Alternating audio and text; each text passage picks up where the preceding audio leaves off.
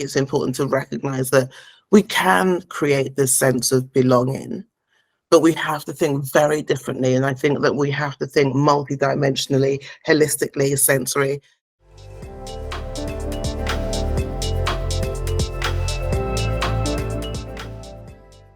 Hi, I'm Neil Perkin, the host of Think with Google Firestarters. Firestarters is a series of insightful conversations with the interested and interesting of the marketing, innovation, future communities today. I'm lucky enough to be speaking with Adah Parris, who is a visionary keynote speaker, a futurist, a sustainable innovation expert. She's been called by Forbes one of the most important futurists in the world. So Adah, welcome to Firestarters. Delighted to have you on. So can I begin, as I always do with Firestarters episode, and ask what's your provocation for the Firestarters audience? Good morning, Neil. It's a real pleasure to be here and actually to finally have a conversation with you because we've crossed paths for several years. So my provocation is the question, I think it's the only question that we should be asking ourselves right now, and that is, what type of ancestor do you want to be? And I'm not talking about whether or not you have children. I'm talking about recognizing that everything we do and everything we choose not to do creates a ripple effect. And what's our levels of responsibility and power in putting those things out into the world? Brilliant. Lots to dive into there. That's a really good provocation.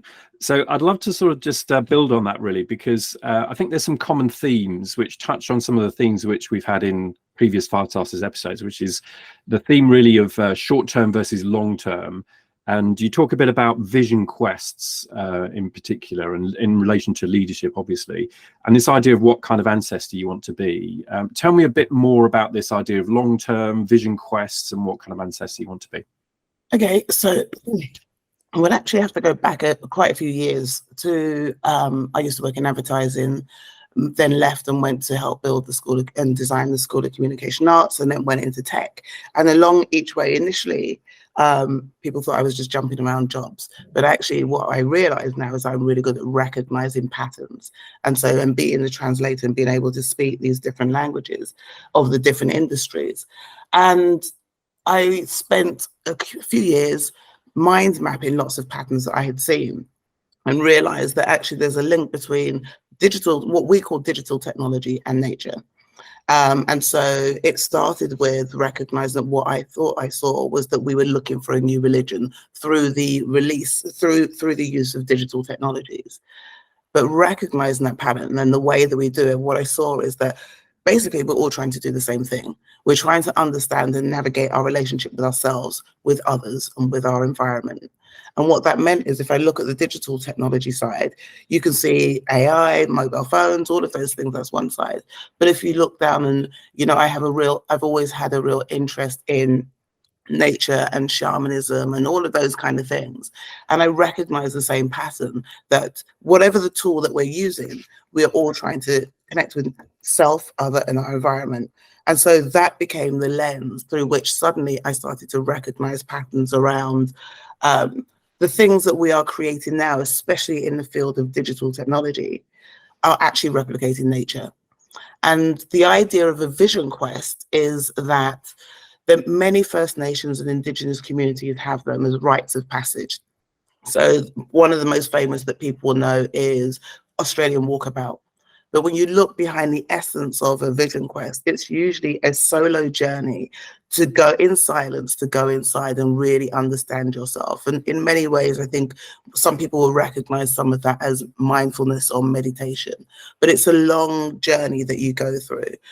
And so last year, I was very fortunate enough to be invited by KES, which is Knowledge Exchange Sessions, and they're a Brazilian company that bring together CEOs of many of the top companies to have conferences.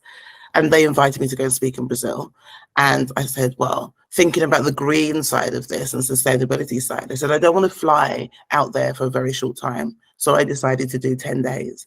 And the theme I was going to talk about was regeneration, and looking at what can we learn from the way that nature regenerates in order to develop technologies that are regenerative. So I decided to go and spend a week in the national park.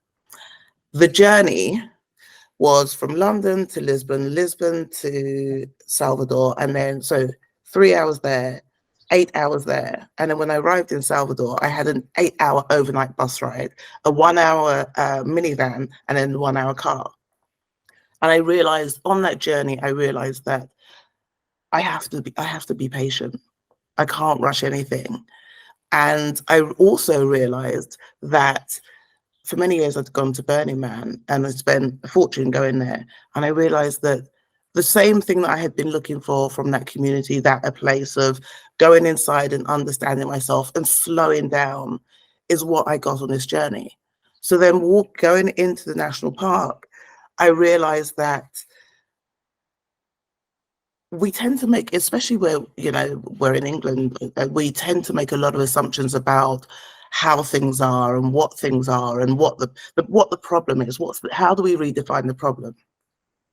And one of the biggest lessons I learned on that vision quest is, instead of telling, we need to ask. Instead of, rushing forward, we need to slow down. And we sometimes have to be really uncomfortable, because there is lessons in that chaos and discomfort and all of those things. And so how that applies to business is that business always feels like it's competition, right? It feels like there's less collaboration, and nobody wants to get off the hamster wheel. So everybody's rushing forward. Where is the space to just stop and pause and feel a little bit uncomfortable and say, you know what, I don't know, but I am going to go forward. And that's also risk aversion. And we talk about, we want to be the best in brands, we want to be the best in market. We know that this is our customer segment, and we divide people up into all of these categories and these segments. But that's based on our lived experience or our perception of what people need. And a vision quest for me flipped that completely around and went, I need to ask, what's important to you? And how do I help to amplify your voice and your lived experiences and your differences? And so that's why, I'm still at the beginning of this journey, but this kind of relationship with recognizing that everything is connected, and we are a part of nature. And so the questions that we ask also will impact our relationship with nature, our relationship with technology, our relationship with our customers, with our brands, with everything. So at the moment, I'm in this journey of just trying to find a way to better articulate and to provide these spaces of trust where people can step in and feel a little bit uncomfortable and go, I'm not really sure, but I'm going to try. Brilliant. There's about 3 or 4 things I want to dive into in more detail there. But so I'm going to start, if I may, with this idea of patterns.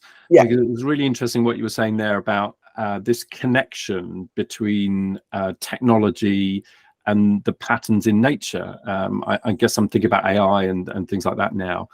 So tell me a bit more about that connection and the kinds of patterns that you're talking about there. Yeah. So one of the earliest ones that, through conversations with friends and old mentors, recognized is that what we call blockchain, and people have various understanding of what that is. I think in the most simplest terms, it's a distributed ledger, decentralization. So we have an understanding of what that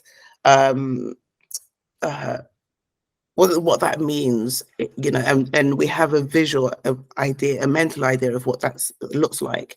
However, when we go back to ancient Mexican civilizations, so Tenochtitlan, in Aztec civilization, they had something called floating gardens.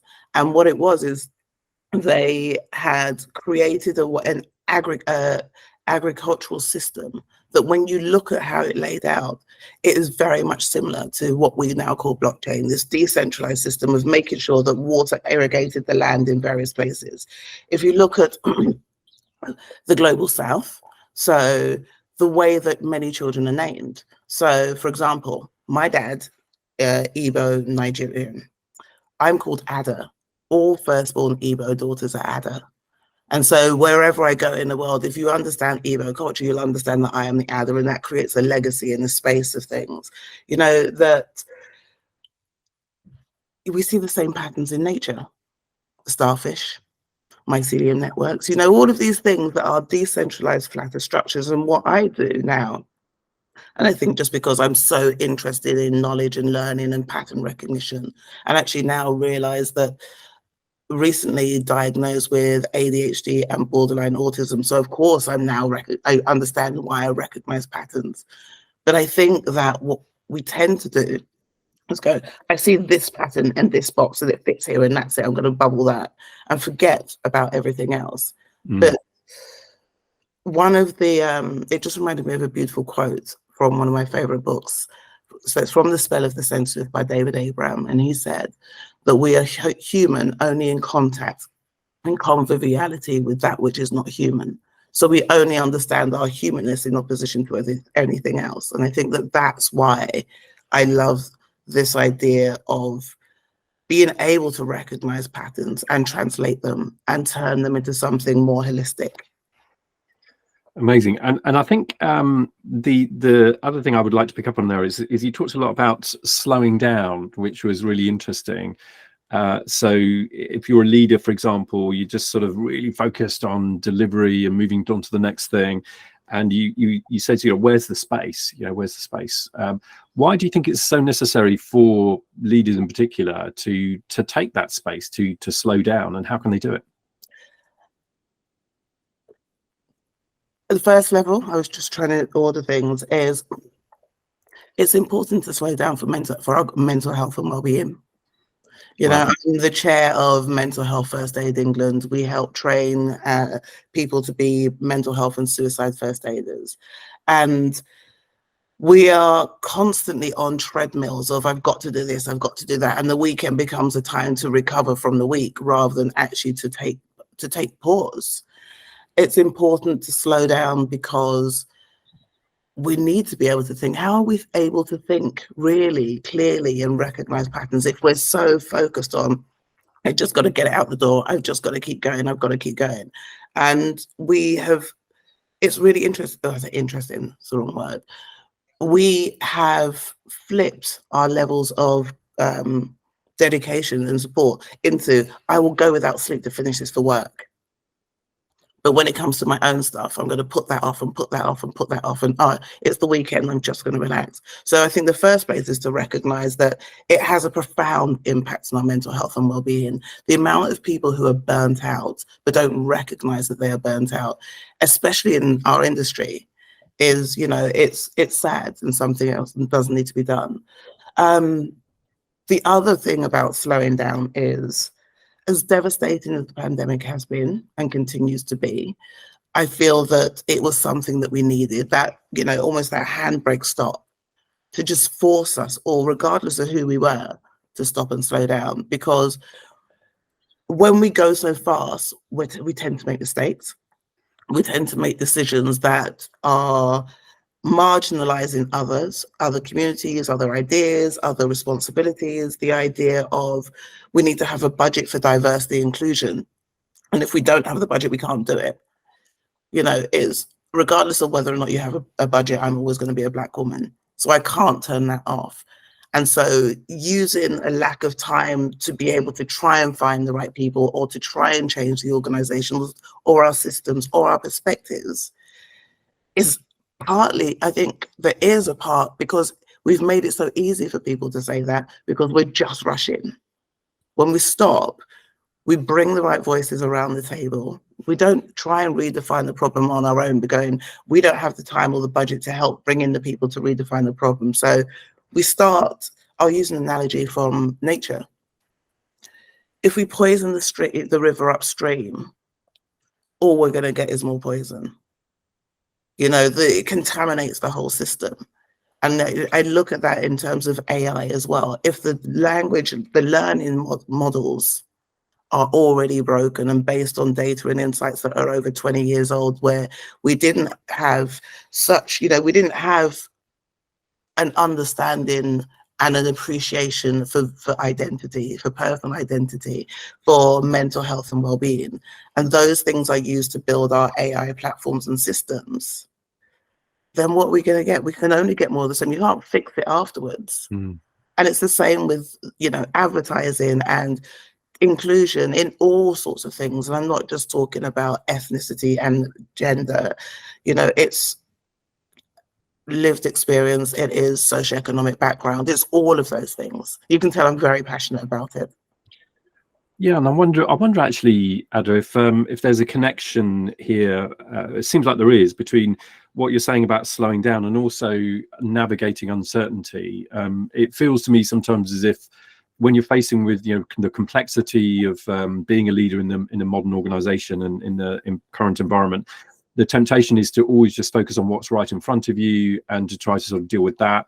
And just to draw a connection back to what you were saying there about slowing down, but also long-term visionary thinking. So how do you think leaders can stay connected into that kind of long-term vision? Is it about slowing down and giving yourself more time to think, do you think? Yeah, I think it is. I think it's a starting point. I think that it takes a brave and vulnerable leader to say, you know what, I'm going to actually take my hand off the gas or delegate some of my responsibility to somebody else. Because there's also this sense of puppeteering and holding things together. And if we build and nurture communities and cultures that are based on trust and transparency, I think that that also means that people, you know, leaders can take a little step back and go, we've got this. You know, as an organization, we've got this. We are all working towards the same goal. We all have an understanding of our shared values. And actually that's probably also, not probably, that is also part of this, is understanding what are the values that we have as an organization. And that's why I asked that question, what type of ancestor do you want to be? Because with all the work I've been doing over the last couple of years, I feel that our first value should be regeneration, because the planet will survive without us. If we, you know, burn ourselves out, the planet will survive. But everything that we should be doing, you know, we've passed several climate tipping points and people are going, well, I'm going to do CSR and all this stuff. If we don't put regeneration at the heart of what we do, I feel like we're almost doomed. Yeah. I wondered just to, I'm thinking here also about that idea of a vision quest as well, and that being perhaps a longer term sort of journey for yourself. Yeah. I know you do like a kind of 12-week kind of coaching program where you're working with individual leaders. Is that the kind of equivalent of a kind of vision quest? Yes. That they're going on there?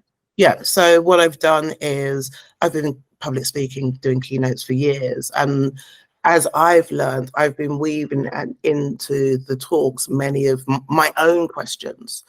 And after last year's, I believe for me, last year was a whole total vision quest. What I have done is I have turned some of the biggest insights and the most impactful lines of thought and questioning into a 12-week vision quest for leaders. They'll be done one-to-one coaching and mentoring, but what I'm doing at the moment is I'm going to take 4 people on that journey. So they'll be doing the journey at the same time. And it starts by looking inside ourselves and recognizing, what type of ancestor do I want to be? What are the decisions? You know, how can I get there? How can because one of the things that I learned after we came out of the series of lockdowns is that many people started asking, they had existential crisis and going, I'm really good at what I do, but I don't know how to step off the hamster wheel. I don't know how to make the difference, and I really want to do that. And so that's what this is based on, giving people that space to try, to fail, to, you know, building that safe platform, that safe environment for you to go, I don't know, but I have a feeling, and let's work that out together. And so it starts with the internal, looking at yourself, and then looking at what is AI, where are we going? So all the topics that I've been asked to speak about, regeneration, vision quest, leadership, diversity, kinship, how do we create kinship in this digital age? I'm going to be taking 4 people with this first cohort on that journey. I mean, it feels as though what you're saying is lacking perhaps in a modern approach to leadership is, I don't know, more self-awareness, mindfulness, the kind of ability to kind of really think about yourself as well as others and the environment you're in, perhaps. And that goes back to the question and the comment you made earlier about the difference between short term and long term, because going back to nature, you know, in the world of conservation, change takes time. It takes years. In many First Nations Indigenous cultures will talk about talk about 7 years, 7 generations. Change happens in 7 generations. I think part of the problem that we have at the moment is that we've all got big egos. You know, that's okay to have an ego, but we also need to recognize that being a good ancestor means that we may be making changes that we won't see. And that's what, you know, because look, climate change, the things that we're experiencing now are the cause of 20 or 30 years ago. And if we keep going through this, I'm going to do all this stuff in terms of our relationship with nature, we're not going to see the devastation that we created later. So it's the ability to say, I'm going to create a space for you to pause so that you can look at what are my longer term objectives. And so I'm also framing this as helping you to work out what succession planning it means for you. Because if you're a leader of a business, at some point you are going to leave. At some point you are going to think, what do I want to do next? With all of these skills and these insights and this knowledge and what have you that I have. So this, in many ways, is also stepping onto that ladder and going, well, I'm giving myself permission to dream big, and then let's work out the steps to take that. And I'm deliberately doing it over 12 weeks. So because I recognize that people are busy, I recognize that, you know, that meetings and all sorts of things can happen. So I'm excited. I'm excited and curious because it's a vision quest for me as well. Yeah, and I just want to also, if I may, as well, alongside sort of self and other that you talked about earlier, this idea of the environment. And it strikes me that you're a very different kind of futurist in many ways, because lots of futurists will focus on the technology and they'll talk about, you know, the implications and applications of generative AI or something, and, you know, specific technologies. And what you're actually doing is taking a step back from that and almost going a higher level than that and thinking about patterns and where we can learn from different sort of patterns of what's happening in the world, the environment, nature. So do you think there is too much focus on just the specific trends, technologies, rather than patterns? Yeah, I do. I think we have forgotten, I think many people have forgotten that technology is about creating relationships. It's, you know, if we go back to Ernst Haeckel, the father of ecology, technology is about relational ecologies. And even in and I'm going to get the year wrong, but in 1860 something, he talked about relationships in the real and the imagined. Now, me as a pattern recognition, pattern recognizer, is he could be talking about the metaverse because he's talking about the imagined, and that was in 18 something. And so I feel that we need to get better at recognizing patterns and the right patterns and asking the right questions, because the idea, I remember when Facebook came out and suddenly everybody had to have a Facebook page without understanding what it meant. And so there's this, it's like almost this gold rush feeling of there's a new technology, we have to have one, we need to do it, we need to be the first, and we need to do it bigger and better, rather than going, actually, what is the problem we're trying to solve? What's the relationship that we are trying to create? What's the motivation behind it? Is it for our gain, or is it to really try and make people's lives better? Because the idea of the metaverse is great, but you have to have the kit, you have to have the infrastructure to be able to do it. So it becomes elitist to a certain extent. And I mean, are you talking there about, I mean, I guess there's many different types of patterns, aren't there? So is it about relationships between people and how that affects relationships between people? Or is it about relationships between different technologies and patterns across those? I think again, we get into categorizing, because we don't exist in a bubble. And so, yes, if I'm having a relationship with you right now, we are communicating through a digital technology, but I'm also in my space and you're in your space. And so there are other things happening. And we try and put things in neat, tidy little boxes when life isn't like that. When we're talking about my relationship with you, well, it's my relationship with Google that we're using, my relationship with my MacBook, with my all of these things. We have to be, well, I ask us to be more expansive than reductive when we're talking about technology, especially digital technology. We are going back to what I said, it's about relationship with self, other, and our environment, whether we use a digital platform for that or we use nature. I think I can sum it up. What we are creating is creating us. I And like that. everything that we're doing Yeah. is impacting us in some way, putting more digital technology into the planet, into the planet. Where do the resources come from? What happens to the people who are used to help mine those? I saw a video this morning, people are being displaced because we want new mobile phones. In the Congo, people are being displaced. So how do we reconcile ourselves with that? Do we suddenly go, well, that's so far over there, I don't need to think about it. I'm just thinking the short term. I want a new mobile phone. We want to develop a new app. We want to develop these things. We want to develop new AI language models. Well, somebody has to program that. Where are they? What's their life experience?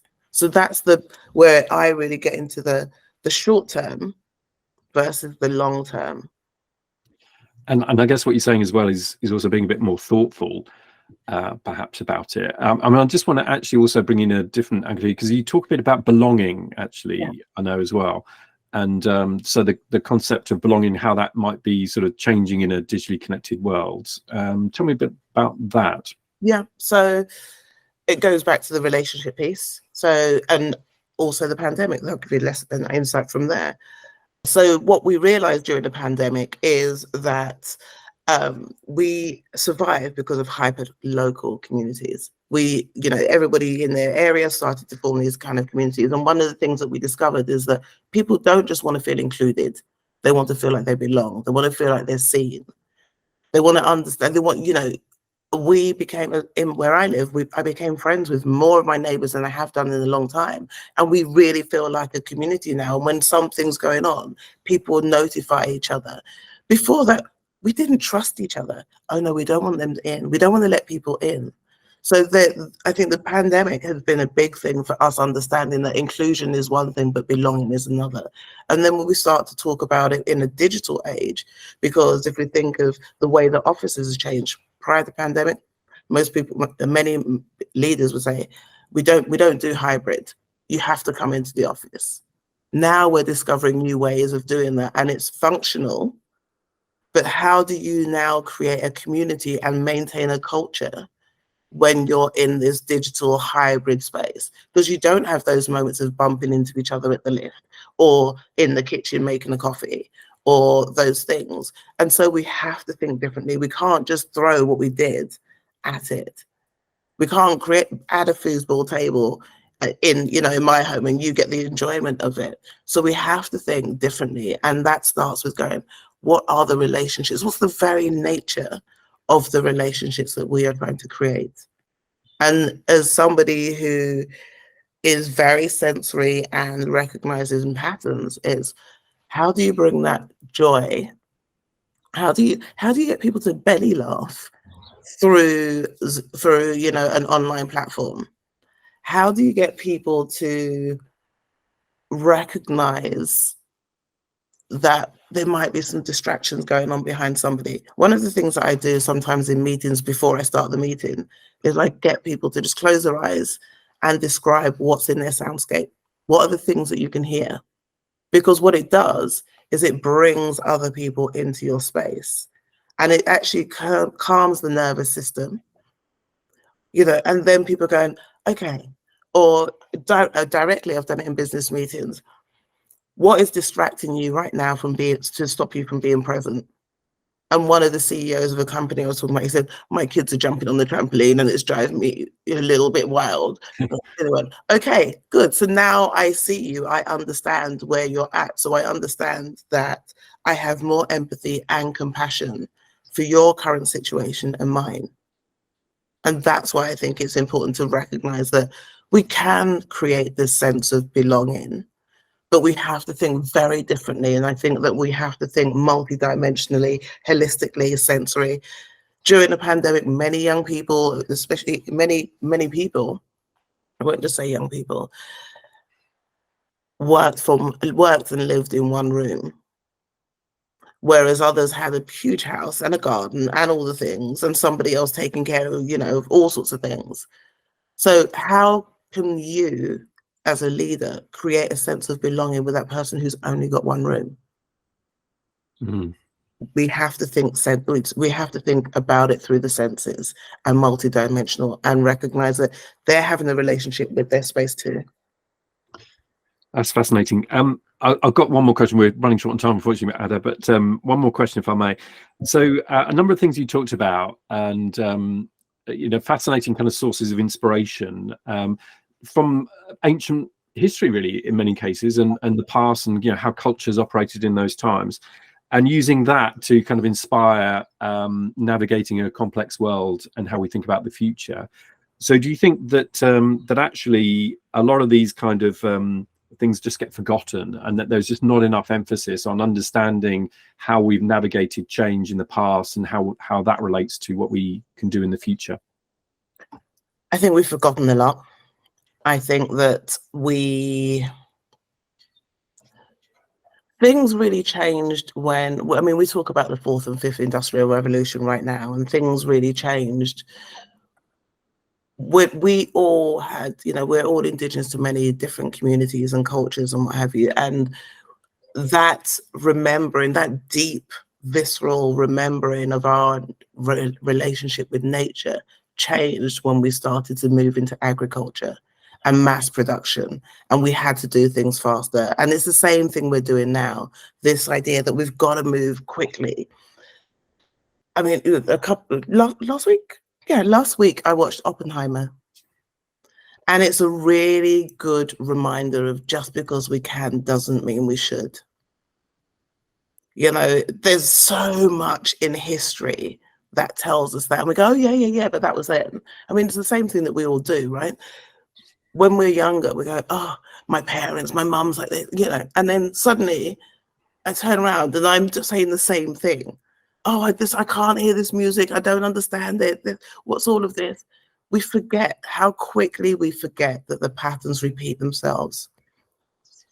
I think we can't get trapped. We shouldn't get trapped in history and being nostalgic, because, you know, we see that in the rise of nationalism and all sorts of things, and we can't recreate the past, but we can certainly learn from it, the good and the bad, and hold our hands up and go, we were all a bit crap. You know, we've made decisions that actually, with hindsight, maybe we shouldn't have done. So last year I turned 52, and a beautiful Brazilian friend of mine said to me, you do realize that it's a special year. And regardless of what you think about it, it's really nice framing. And he said, the ancient Mayans believe their calendars synchronize at 52, and they believe that you start again at 52 with all the knowledge and wisdom and insights that you've gathered throughout those years. And now it's almost like a reset. What am I going to do now with all of those things that I have learned? That's why I do the activism. That's why I say yes to, you know, mentoring and coaching. That's why I have created that 12-week coaching program, to take all of that knowledge and insights from history, from my history, from the wild, and turn it into opportunities. And that's how every day I do a check-in of what type of ancestor do I want to be? What are the things I'm saying yes to? What are the things I'm saying no to? And no is a full sentence. Doesn't always have to be justified. or, you know, because sometimes, especially as women, we negate those things. So I'm excited. I'm excited. And I think that we are in a time of turbulence and upheaval globally. And it is an opportunity for us all to take a pause and reflect and go, what type of ancestor do I want to be? Brilliant. Wise words, Adah, and thank you so much. It's been fascinating, absolutely fascinating speaking with you. And so if you're watching or listening, don't forget to share and to subscribe, of course. But my thanks again to Adah for some fascinating insights there. Thank you, Neil. Thank you all.